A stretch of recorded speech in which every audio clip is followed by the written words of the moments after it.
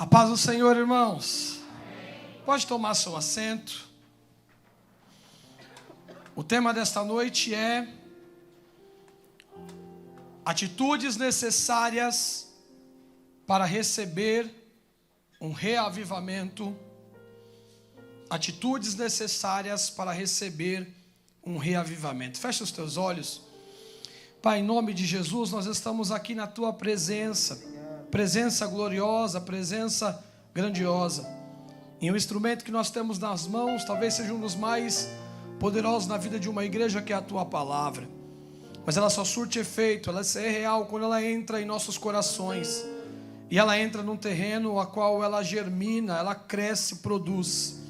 Que esta noite toda e qualquer palavra venha entrar no coração dos teus filhos, fazer morada e germinar e trazer grandes frutos. Tudo isso para a tua glória, para o teu louvor, em nome de Jesus. Dentro do assunto que nos foi proposto, da ideia de um reavivamento, eu fiquei pensando acerca de algumas atitudes que eram necessárias, ou algumas práticas que nós deveríamos realizar para nós recebermos um avivamento.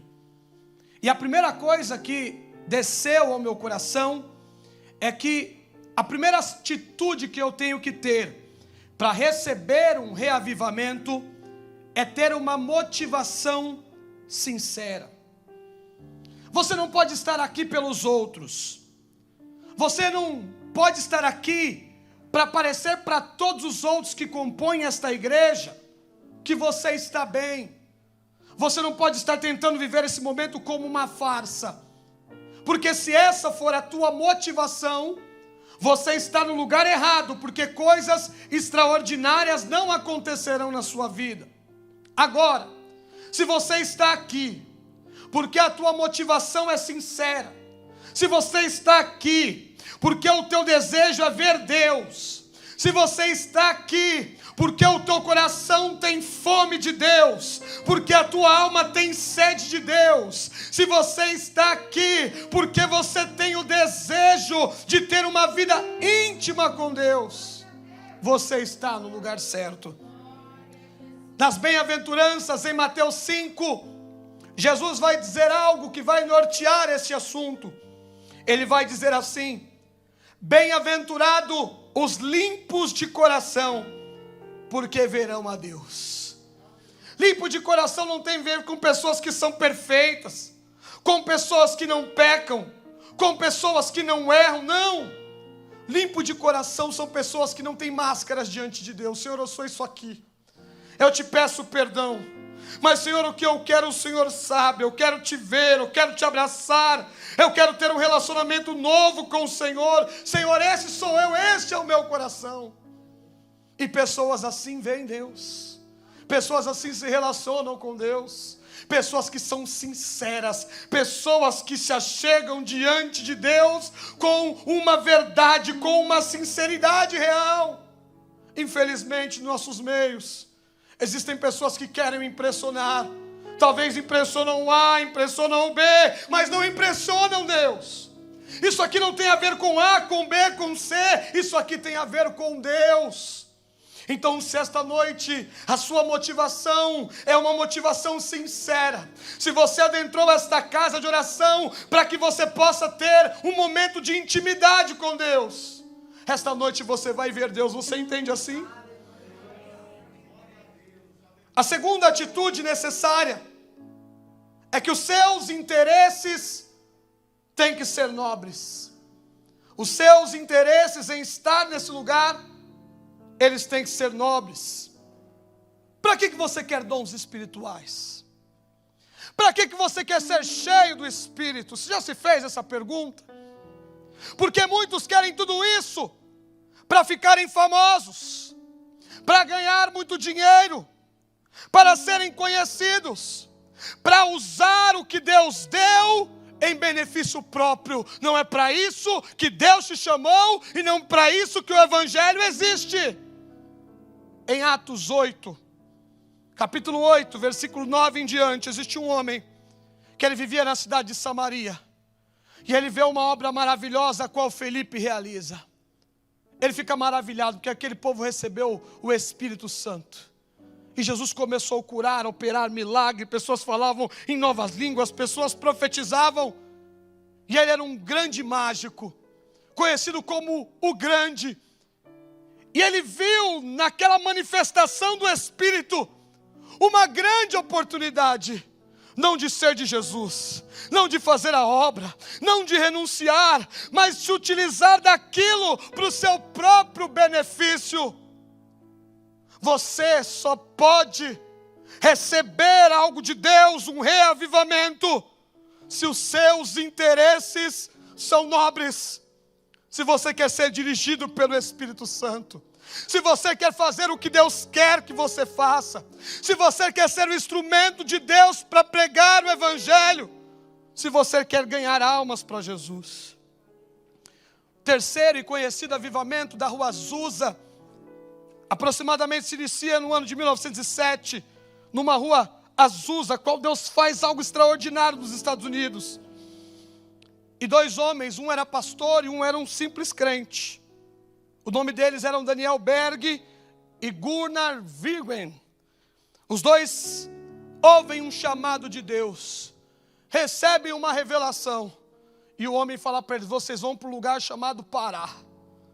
Meu Deus, eles movidos, cheios de Deus, cheios do Espírito Santo, abrem mão de tudo, chegam no porto e falam: onde é o Pará? É no Brasil, nós vamos para lá.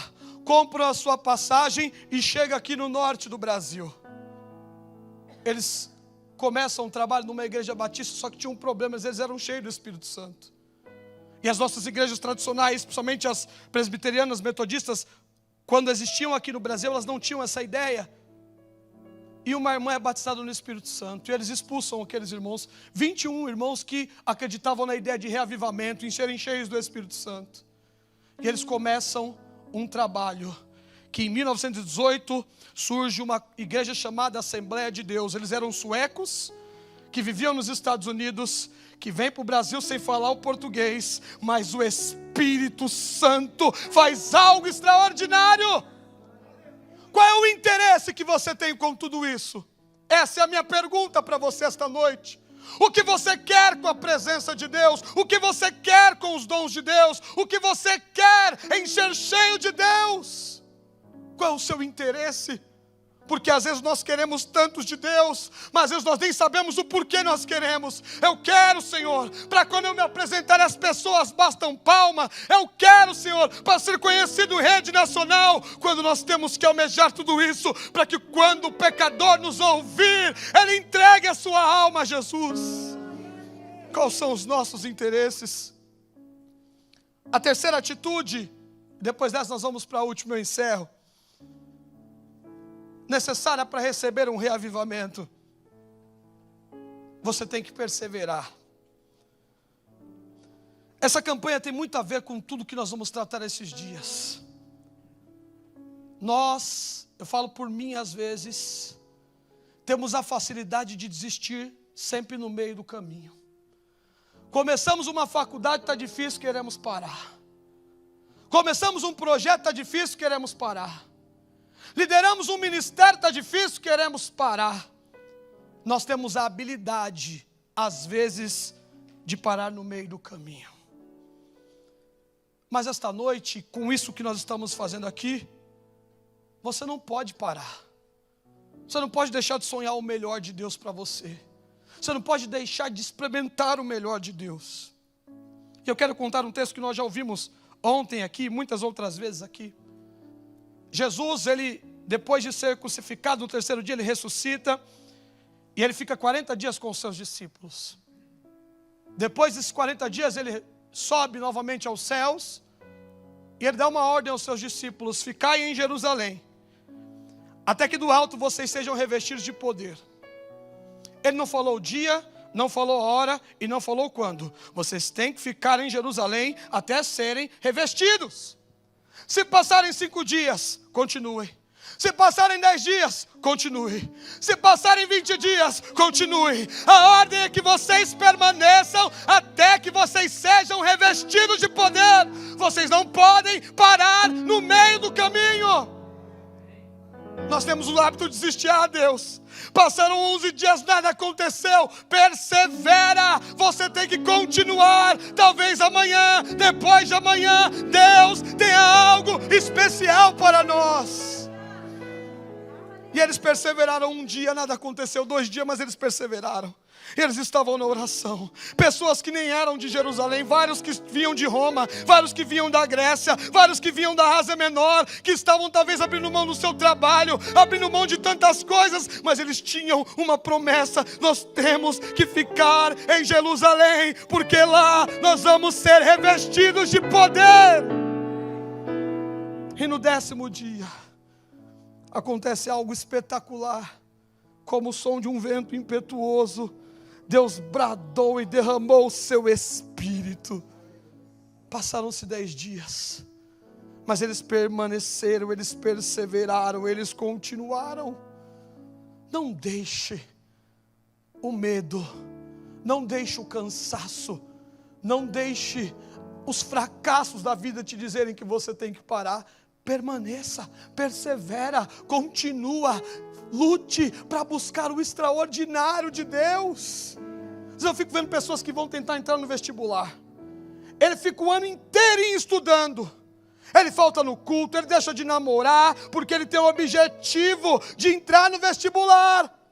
Mas nós temos sede de Deus e não tentamos buscar a fonte. Temos fome de Deus e não vamos atrás do pão. Somos negligentes, mas nós queremos Deus na palma das nossas mãos. Buscar-me-eis e me achareis, quando me buscardes de todo o vosso coração, diz Jeremias. E eu encerro esse sermão dizendo a última atitude. A última atitude necessária para ser cheio do Espírito Santo, ou para receber um reavivamento: você tem que amar ser usado por Deus. Ser usado por Deus não é fardo. Ser usado por Deus não é trabalho. Ser instrumento de Deus é um privilégio. E nós temos vivido um tempo em que crentes têm lidado com isso como fardo, como algo difícil, como algo ruim. Ei, como é que você quer ser cheio de Deus, instrumento de Deus, se você não tem prazer em ser usado por Deus? Deus vai te encher para quê? Para mandar você pregar, você dizer que não vai? Deus vai te encher para quê? Para mandar liderar e você falar que não vai? Deus vai te encher para quê? Para mandar você fazer missão e você falar que não vai? Se você tem interesse em ser cheio da presença de Deus, em buscar um reavivamento, você tem que amar ser usado de Deus como Estevão foi. Irmãos, o Estevão era cheio do Espírito Santo, o Estevão tinha sabedoria, o Estevão era gracioso em Deus. Ele foi separado para ser diácono, o homem adorava ser diácono. Ele foi o primeiro a ser chamado. As credenciais dele talvez encaixavam até na de um apóstolo, mas ele se levanta a mão: eu quero ser diácono. Sabe qual era a função do Estevão? Ajudar na cesta básica, ajudar os irmãos que não estavam pagando suas contas em dia, ajudar as mães que tinham filhos e não tinham que dar para o filho o que comer no outro dia. O homem era cheio do Espírito Santo, homem dotado de Deus.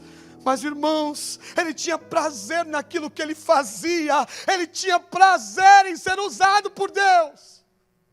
Às vezes Deus nos dá oportunidades e nós lidamos com isso como se isso não fosse bom para nós. Deus vai te encher para quê, irmão? Para quando você ser chamado para estar aqui como diácono, o seu desejo é ficar no banco, então fica no banco, porque Deus não vai te encher.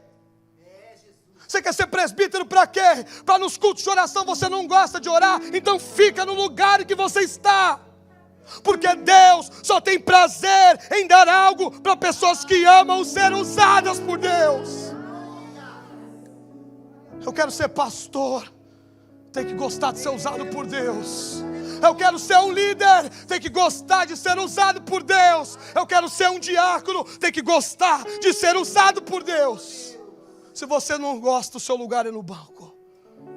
Porque Deus só usa pessoas que amam ser usadas. Ser usado é um privilégio, mais uma vez, não é um fardo. Homem diácono, cheio de Deus, ele começa a pregar e a alegria dele estava em pregar. E de repente o Estevão, ele é acusado de blasfêmia, de tentar levantar uma seita em Israel. E ele é lançado num cenáculo para discutir a sua vida naquele lugar. Ele amava tanto ser usado por Deus, que a sua defesa poderia ser: eu me arrependo de tudo isso, eu falei besteira, e ele tinha poupado sua vida. Mas ele falou: não, eu amo falar de Jesus, eu vou falar de Jesus aqui também. E ele começou a falar de Moisés, ele começou a falar do Abraão, ele começou a falar de Josué, ele começou a falar de José, e aqueles homens foram ficados irados, e mataram aquele homem apedrejado. Mas quando ele estava encerrando a sua vida, ele olhou para os céus, e diz a palavra que ele viu os céus abertos, Jesus à direita de Deus, o recebendo na glória. Você tem que amar, meu irmão. Você tem que amar ser usado por Deus. Você tem que nascer do teu interior. Você tem que ter prazer nas coisas de Deus. Você tem que querer estar, tem que querer participar. Às vezes nós perdemos isso, pastor. Eu lembro quando eu era mais jovem. Sabe o meu maior prazer qual era? Vim com um culto de sexta, ter uma oportunidade para orar. Ah, meu irmão, o dia que eu vim aqui, o pastor falou: você pode fazer oração. Meu Deus, eu nem dormi à noite, de tanta felicidade. E às vezes nós temos oportunidades de monte, nós preferimos ficar no comodismo, porque aquilo que Deus tem para nós está se tornando um fardo. Que o Espírito Santo possa ter trabalhado ao teu coração. Quer ser cheio de Deus, tem que ter prazer nas coisas de Deus, tem que querer fazer as coisas de Deus, tem que se envolver nas coisas de Deus, tem que estar motivado nas coisas de Deus. Eu sei, vai ser difícil, vai ter dias que você vai querer desistir, vai ter dias que você não vai aguentar, mas isso não significa que você não tem prazer naquilo que Deus te chamou. Você tem que amar ser usado por Deus. Tenha prazer nas coisas de Deus, e você vai ver o que Deus vai fazer no teu coração. Encerra esse sermão dizendo que depois daquele efeito de Pentecostes, como nós ouvimos ontem, uma multidão de 120 pessoas, não é? Ganharam quase o que se conhecia no mundo, por mundo. Ganharam Jerusalém, Samaria, a Judéia, a Ásia Menor, a Ásia Maior, a Europa, ao ponto de quando Paulo escreve aos Tessalonicenses, eles tinham até dúvida se Jesus já não tinha voltado. Foi para isso que Deus nos chamou. Foi para isso que Deus te chamou, para ser cheio. Mas nós temos responsabilidades com isso. Que Deus possa ter falado ao teu coração, que Deus possa ter tratado com você, e que as palmas louvem e engrandeçam o nome do Senhor.